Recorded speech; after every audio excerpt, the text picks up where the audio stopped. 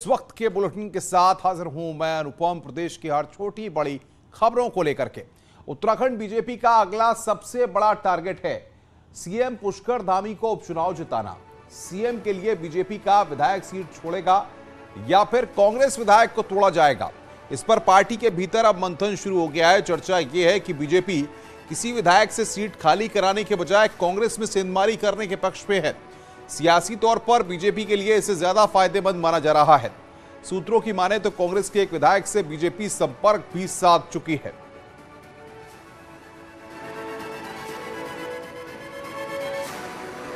तो कांग्रेस में सेंधमारी की भी तैयारी बीजेपी कर रही है।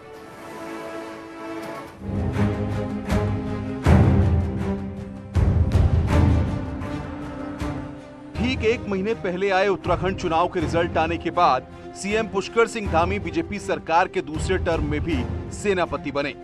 उनको अगले 5 महीने के भीतर विधानसभा में पहुंचना है। इसके लिए सीएम पुष्कर सिंह धामी के लिए सीट की खोजबीन शुरू हो गई है। चर्चा है कि बीजेपी किसी विधायक से सीट खाली कराने के बजाय कांग्रेस में सेंधमारी करने के पक्ष में है। सियासी तौर पर बीजेपी के लिए इसे ज्यादा फायदेमंद माना जा रहा है। सूत्रों की माने तो कांग्रेस के एक विधायक से बीजेपी संपर्क भी साध चुकी है। उनके में सारी संभावनाएं होती, कुछ भी हो सकता है, लेकिन जहां से भी होगा मुख्यमंत्री बम्पर वोटों से जीतेंगे, क्योंकि जिस प्रकार से उन्होंने पिछले समय में 6 महीने में जो पारी खेली है 2020, उसी का परिणाम है कि हमारा पूर्ण बहुमत आया है। कुछ निर्दलीय विधायकों के द्वारा भी उनसे अनुरोध किया गया है कि उनके क्षेत्र से वो चुनाव लड़ें। सारी संभावनाओं पर बातचीत की जा रही है। उचित समय आने दीजिए, तय हो जाएगा और आप सबको मालूम चल जाएगा कि माननीय मुख्यमंत्री जी कहां से चुनाव लड़ने वाले हैं। सीएम धामी ने हाल ही में चंपावत का दौरा किया तो चर्चा चली कि कहीं सीएम उपचुनाव की तैयारी में तो नहीं। पिछले हफ्ते देहरादून कैंट सीट पे हुए एक कार्यक्रम में सीएम धामी ने विधानसभा से अपने जुड़ाव को बताया तो फिर अटकलें लगी। दोनों सीट बीजेपी के पास हैं। गौरतलब ये भी है कि 2007 में तत्कालीन बीजेपी सरकार के सीएम बीसी खंडूरी के लिए कांग्रेस विधायक टीपीएस रावत ने और 2012 में कांग्रेस सीएम विजय बहुगुणा के लिए बीजेपी विधायक किरण मंडल ने सीट छोड़ी थी। इसलिए बीजेपी कांग्रेस ऑप्शन पर भी गौर कर रही है। न्यूज़ 18 के लिए देहरादून से सुनील प्रभात की रिपोर्ट। सरकारी विभागों में अटैचमेंट के जरिए मनपसंद जगह पोस्टिंग का खेल खेला जा रहा है। कृषि एवं उद्यान विभाग में मामला सामने आया तो अन्य विभागों में भी अब हड़कंप मच गया है।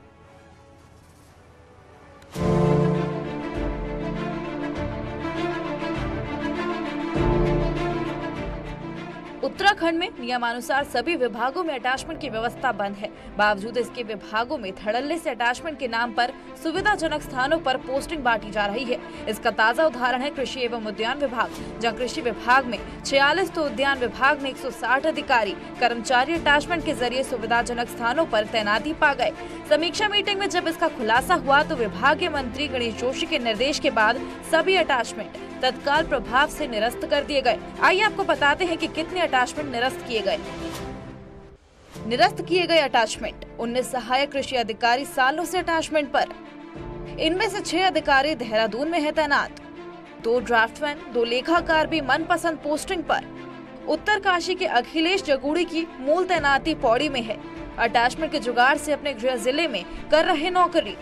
लिपिक संवर्ग के 23 कर्मचारी भी अटैचमेंट पर, जिनमें से 7 कर्मचारी देहरादून में तैनात।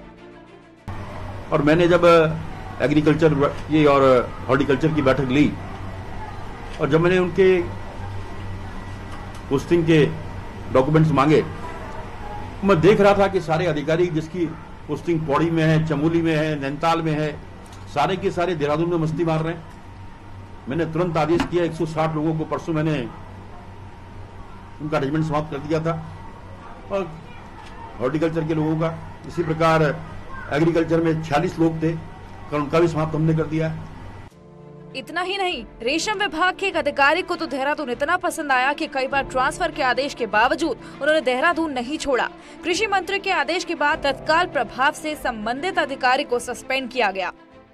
कृषि एवं उद्यान विभाग में ट्रांसफर पोस्टिंग का एक खेल तो उजागर हो गया। कमोबेश सभी विभागों में अटैचमेंट के नाम पर अपने चहेतों को मनमाफिक पोस्टिंग बांटी जाती रही है। गणेश जोशी का ये सख्त एक्शन अन्य तमाम विभागों के लिए एक नजीर हो सकता है, बशर्ते आपकी मंशा साफ होनी चाहिए। कैमरा पर्सन दीपक उपाध्याय के साथ सुनील नौप्रभात, न्यूज़ 18 देहरादून।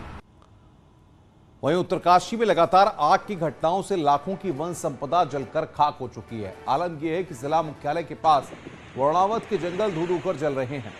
वरुणावत की तलहटी पर भड़की आग से जहां वनों को भारी नुकसान हो रहा है, वहीं वन्य जीवों पर संकट गहराया हुआ है। आग के धुएं से स्थानीय लोगों के स्वास्थ्य पर भी बुरा प्रभाव पड़ रहा है। हैरानी की बात यह है कि वन विभाग के हेडक्वार्टर के सामने के जंगल धू धू कर जल रहे हैं। जिले के टकनोर रेंज, हुंडा मुखेम, तरासू रेंज, यमुना अपर वन प्रभाग में धुएं का गुबार साफ दिखाई दे रहा है।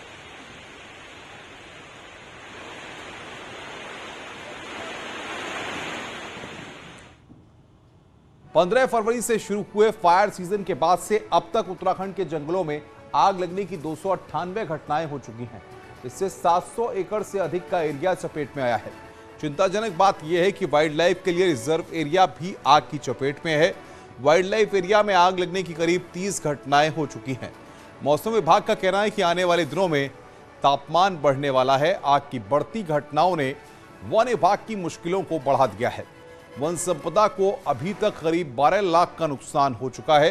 विभाग ने अपने सभी 41 डिवीजन और क्रूज स्टेशन को अलर्ट कर दिया है।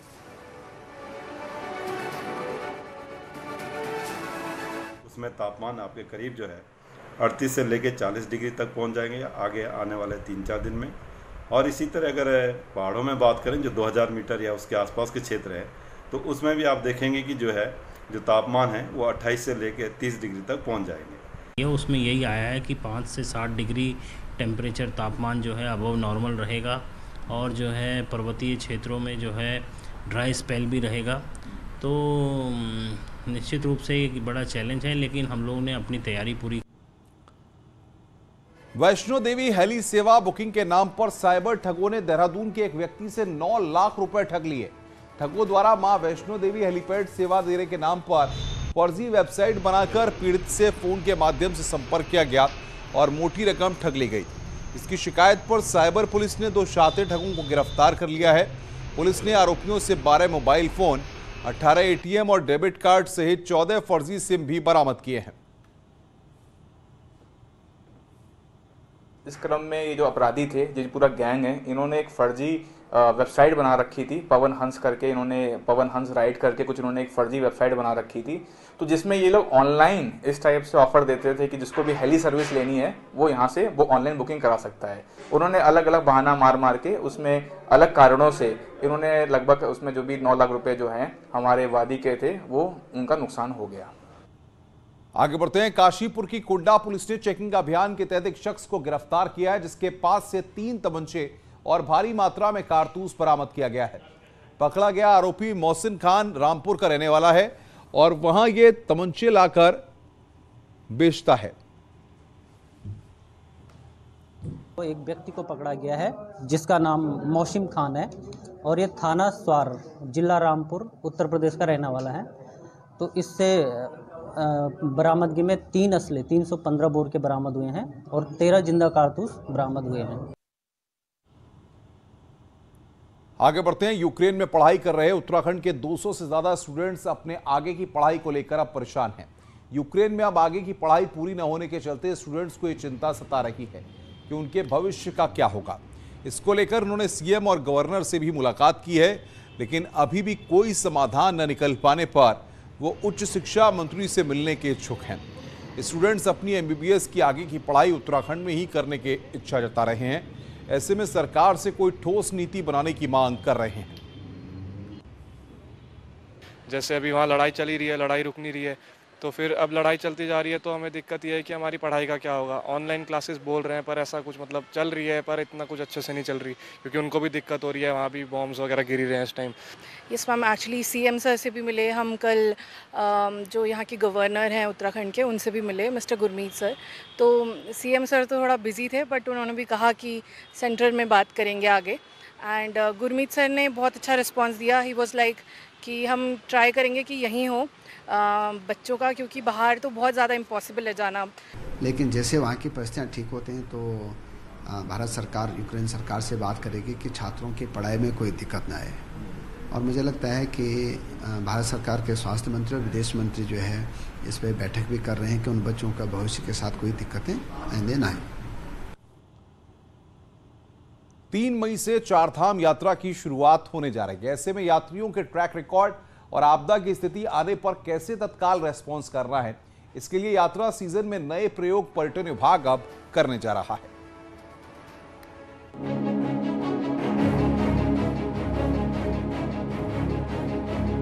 चारधाम यात्रा में तीर्थयात्रियों की सुरक्षा सरकार की पहली प्राथमिकता है। ऐसे में पहली बार उत्तराखंड सरकार ऑनलाइन और ऑफलाइन रजिस्ट्रेशन के साथ साथ वेरिफिकेशन की भी व्यवस्था करने जा रही है, जिससे लोगों का ट्रैक रिकॉर्ड रखा जा सके। इसके लिए यात्रियों को QR कोड बनाकर रिस्ट बैंड दिया जाएगा, जिसे धामों में स्कैन किया जाएगा ताकि पर्यटन विभाग को पता रहे कि कौन सा यात्री कहाँ पर है। इसके साथ ही मंदिरों के आसपास 12 ऑटोमेटिक रिकॉग्निशन कैमरा लगाए जा रहे हैं, जिससे लोकेशन ट्रैक के अलावा कितने यात्रियों को एक समय पर भेजा जाए इसका भी रिकॉर्ड रहे। और जहाँ धाम है, धाम पर हम लोगों ने फेस नंबर रिकॉग्निशन सिस्टम लगाई है। उसका मतलब ये होता है कि कोई भी अगर एक व्यक्ति आता है तो उस यूनिक व्यक्ति की आइडेंटिटी वो आर्टिफिशियल इंटेलिजेंस इनेबल्ड कैमरा करता है, उससे हम लोगों को नंबर काउंट करने में आसानी होती है और उसमें रिकॉर्ड कायम होगा, क्योंकि काफ़ी यात्री आने वाले हैं। नीचे काफ़ी गर्मी पड़ रही है और अपने क्या कहते हैं सुखद अनुभव के लिए और धार्मिक यात्रा के लिए लोग पहाड़ की तरफ आ रहे हैं। यहाँ धार्मिक यात्रा के साथ साथ जो मनोरम दृश्य हैं हमारे हैं, हिमाच्छादित हिमालय देखने को मिलता है।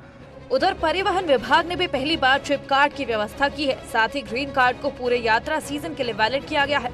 यात्री परेशान न हो, इसके लिए यात्री ऑनलाइन पोर्टल से ही ट्रिप कार्ड और ग्रीन कार्ड ले सकते हैं। उसका पर्पज ये है कि यात्रियों की सूची ऑनलाइन बन जाएगी, क्योंकि कागज पर बनी हुई सूचियाँ हम लोग इस्तेमाल नहीं कर पाते थे, और जब ऑनलाइन सूची बन जाएगी तो उसका कभी किसी भी दशा में या कोई इवेंट होने पे या कोई किसी को किसी तरह की मदद की ज़रूरत होने पे आसानी से वहाँ तक पहुँचा जा सकेगा। उनके मोबाइल नंबर्स रहेंगे, उनका लोकेशन पता रहेगी हमें कहाँ गए हैं।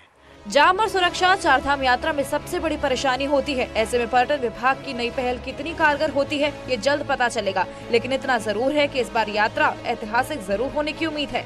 न्यूज़ 18 के लिए देहरादून से भारती सकलानी उनियाल की रिपोर्ट।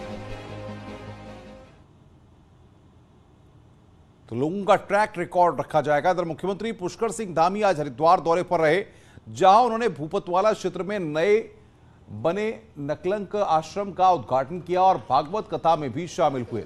मीडिया से बातचीत करते हुए मुख्यमंत्री ने कहा कि कोरोना के प्रकोप के चलते पिछले 2 सालों से चारधाम यात्रा ठीक ढंग से चल नहीं पाई थी। इस बार यात्रा ठीक ढंग से चलेगी और राज्य सरकार की कोशिश है कि यात्रा में जो भी श्रद्धालु उत्तराखंड आए वे बिना किसी परेशानी के सकुशल वापस लौटे। पिछले वर्षों की तुलना में चूंकि 2 वर्षों तक यात्रा चल नहीं पाई है महामारी के कारण, इस बार यात्रा अच्छी हो, लोगों के लिए सुगम हो, आसान हो, आरामदायक हो, किसी को कोई परेशानियों का सामना न करना पड़े। जो भी यात्री हमारे यहाँ आए सब सकुशल वापस जाएं, उनकी यात्रा अच्छी हो, इसके लिए हम समूचे प्रबंध कर रहे हैं। सारी व्यवस्था परेशानी के यात्रा होगी, ये यहां पर कहा जा रहा है। आगे बढ़ते हैं। पेरू के लीमा में आयोजित ISSF विश्व cup junior work trap shooting में देहरादून के शपथ शर्मा ने कांस्य पदक जीता है। शपथ अब ओलंपिक में भारत के लिए मेडल लाने के लिए कोशिश कर रहे हैं। वो बताते हैं कि पिछले 7 साल से वो शूटिंग कर रहे हैं। मेडल जीतकर भारत लौटे शपथ ने रविवार को देहरादून में सीएम पुष्कर सिंह धामी से मुलाकात की, जहां सीएम ने उनके उज्जवल भविष्य की कामना की। ये स्टार्ट हुआ था लास्ट मंथ 25 से। उससे पहले कैंप था दिल्ली में ही, तो कैंप अटेंड किया था, उसके लिए प्रिपरेशंस की थी। ट्रायल्स के थ्रू टीम में आए थे, सेलेक्ट हुए थे और फिर वहाँ पे पेरू में गए थे कंपटीशन खेलने के लिए। आगे बढ़ते हैं। गर्मी के मौसम में नैनीताल पर्यटकों को अपनी ओर आकर्षित कर रहा है। यहां तरोताजा करने वाले मौसम के साथ ही केव गार्डन सैलानियों के एडवेंचर का मजा भी लगातार बढ़ा रहा है।